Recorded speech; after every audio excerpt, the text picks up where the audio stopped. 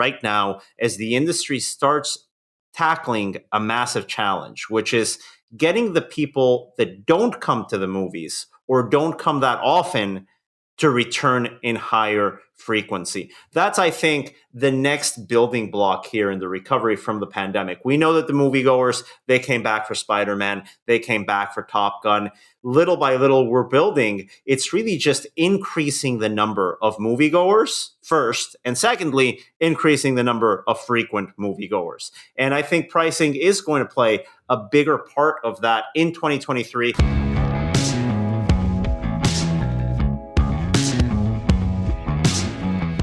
This is the Box Office Podcast. I'm Daniel Loria, the editorial director of Box Office Pro, the pulse of theatrical exhibition since 1920. Once again with our co-host, Rebecca Pahle, deputy editor of Box Office Pro. And in this week's episode, we're going to be going over the top news in theatrical exhibition, preview the upcoming weekend's box office, and offer a quick recap of the ICTA International Cinema Technology Association Summit that took place in Los Angeles last week. I was there in person. Rebecca was here in New York, staying behind, updating everyone around the world on the latest comings and goings in the world of exhibition. Rebecca, how are you this week? Mid-January in New York City? This time of the month, I mean, it's kind of the January doldrums. Things have been, a little bit slow, both in terms of film news and the films that are coming out. So it's exciting to have a whole episode to talk with you about all the news that's been going on, because I don't feel like we've been able to have one of those in a while. Yeah, it feels like it's been a minute since we got updates here from the world of exhibition, but they've been coming in after the Christmas break where we were all biting our fingernails to see how Avatar was going to hold, because we spoke about this weeks ago. It opened at the same level as the Batman did back in March. And everyone was wondering, is this thing going to sink like a stone? So far, it hasn't. Rebecca, Avatar with fantastic holds. We're talking like number 3, third weekend, number 2, fourth weekend. I'm making those numbers up. Can you give us the actual benchmarks here? Because they're actually quite impressive. This movie's performing like everybody thought it could. Yeah, it actually is really impressive. The statistic that we just got this morning is that it is the third highest grossing fifth weekend of all time. However, one of the ones that's above that is American Sniper, and its fifth weekend was only its second in wide. So I don't think that's not a real comparable. Yeah, really. A different rollout. That American Sniper rollout was I think 2 screens. It went from platform to super wide. One of those really interesting theatrical distribution case studies when we look back at what Warner Brothers did on that title. What's happening right now, as you mentioned, with 20th Century Studios' Avatar, The Way of Water, is a throwback to movies that open at a good level and word of mouth keeps on pushing and pushing and pushing. You have to think also the fact that premium large format has been such a driving factor for the box office in this title, and there aren't as many showtimes in PLF screenings, that box office is going to sort of flatten out and sustain itself across weeks. What have been some of the benchmarks that this title has accomplished in PLF auditoriums? Well, it's hitting those benchmarks in IMAX specifically. 44 countries and territories worldwide now have Avatar: The Way of Water as their top grossing IMAX release of all time. So that's a pretty good statistic. If you look kind of at the aggregate view, IMAX accounts for 11.2% of the film's global box office, which when you consider IMAX is definitely not 11.2% of global screens. So it's really kind of over-indexing in the amount of people seeing them on IMAX formats. We've discussed, Daniel, that's on the kind of negative side, on the not so optimistic side with Avatar: The Way of Water. China is a big question mark, given the surges in the pandemic that they're having over there. Per IMAX, it does look like it's kind of starting to pick up a little bit. Yeah, I was looking at the numbers that Disney sent us this weekend. After a slow start, Avatar: The Way of Water really is picking up steam in the Chinese market. It looks like it's already crossed $200 million, Rebecca. The film now up to $211.8 million in the Chinese market. That's already crossing the theatrical total of the first Avatar in China, which grossed $204 million.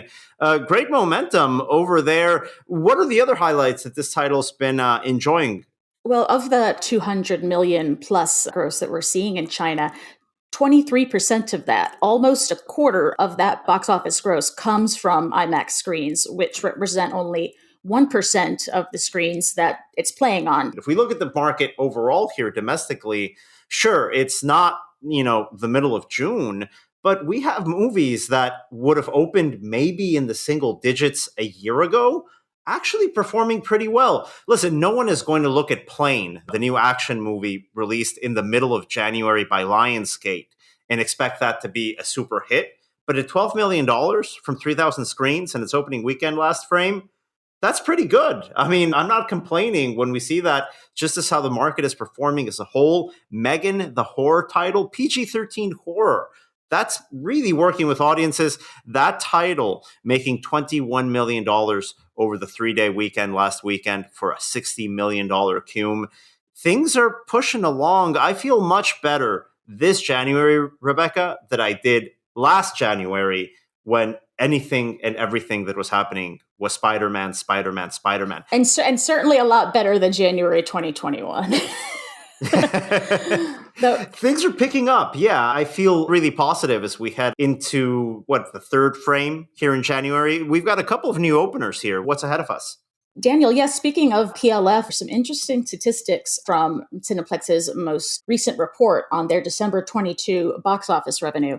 They claim to have attracted the highest percentage of moviegoers to premium offerings for Avatar 2 among all North American exhibitors, with premium formats comprising 85% of the film's box office in December. Wow. And this is Cineplex, the largest exhibition circuit in Canada, coming out with these figures. Yeah, and they say that Avatar: The Way of Water, just the film in general, was 62% of Cineplex's December box office. We're going into a quarterly earnings period now, Daniel, so over the next couple of weeks, we're going to be seeing a lot of these figures and statistics coming in from public companies. We'll keep you updated on future episodes of the podcast and also on boxofficepro.com. As tough as it can be sometimes to wade through financial jargon, this really is kind of the time in the cycle when we really get some good, solid, interesting numbers that indicate the direction in which the industry is heading. Absolutely. And if we look at some of the other titles coming up here, we're expecting another, okay weekend here as we enter late January. One big new release this weekend, Rebecca, Missing from Sony Pictures Entertainment. What are the expectations for this title opening on Friday? Well, we're looking at the opening range being around 3 million to 8 million to top out at a domestic range of around 7.5 million, 21 million. This is the kind of quasi-sequel from the film Searching, which came out from Screen Gems pre-pandemic. We have The Sun coming out this weekend from Sony Pictures Classic. You can check out an interview with director Florian Zeller on our website, boxoffice.com. And we don't have any box office predictions on this one, but honest to God, I just want to say the title.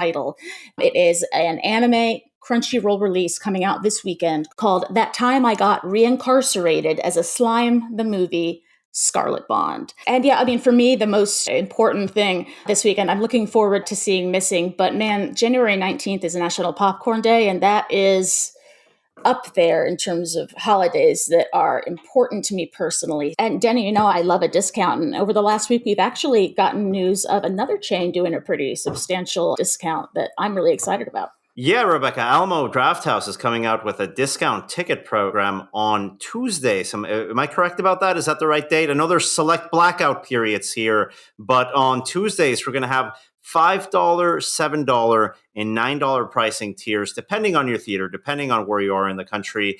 There are exclusions here, special events, private parties, etc. But it's a nice little initiative that comes on the heels of another major circuit, AMC Theaters, extending a $5 Tuesday through the end of the month. I would be really interested to hear, and I can't imagine we're actually going to hear it until AMC does their next investor call, but how that $5 January did for AMC and see maybe how it makes sense for them to continue it. Obviously, just variable pricing, dynamic pricing, that's been a huge conversation, over these past few years. Is that something that came up at ICTA? I know anything relating to pricing, the tech component there is essential. Well, Chris Aronson spoke, so it definitely came up. That's one of the things that the precedent of domestic distribution over Paramount has been calling for many years now. The fact that pricing still remains a major impediment for a lot of folks to come into theaters. Now, that doesn't mean that every movie ticket has to be at the same price, but one of the things that we did hear at this ICTA conference in Los Angeles last week is the question of, does every movie have to cost the same, regardless if it's on a premium format or not? Now, we know that premium formats have increased the price of certain films in certain auditoriums. We are now seeing these discount days lower prices for most, if not all, titles one day a week, and it's fantastic to see major circuits go about it. But that's one of the big discussion points, Rebecca, right now, as the industry starts tackling a massive challenge, which is getting the people that don't come to the movies or don't come that often to return in higher frequency. That's, I think, the next building block here in the recovery from the pandemic. We know that the moviegoers, they came back for Spider-Man, they came back for Top Gun.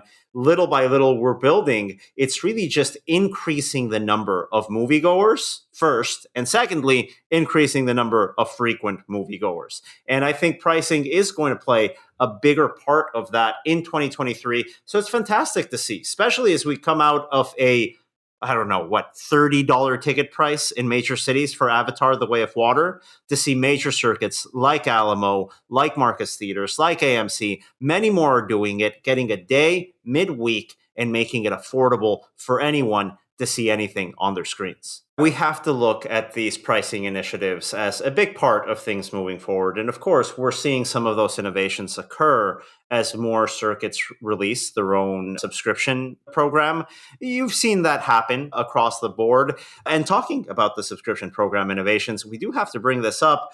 We've been trying to find out more about the MoviePass relaunch that occurred in select markets last summer, was it, Rebecca? Last fall? We really haven't heard much from this story, but there's an update here. Yeah, so it was September 5th of last year that MoviePass launched its beta in 3 markets, Chicago, Dallas, and Kansas City. Since then, they are now operating in beta mode in 9 markets. And it's looking like that beta expansion process is going to accelerate because we have seen news that they have completed around seed funding pulling from a company called Anamaka Brands, which is heavily involved in and invests in companies in the kind of blockchain, gamification, Web3 space. So, it's seeming like this could be a situation of MoviePass kind of starting to kick into high gear. One of the things that kind of interested me that was between the lines here with the press release that MoviePass put out is, they tout the partnerships that they are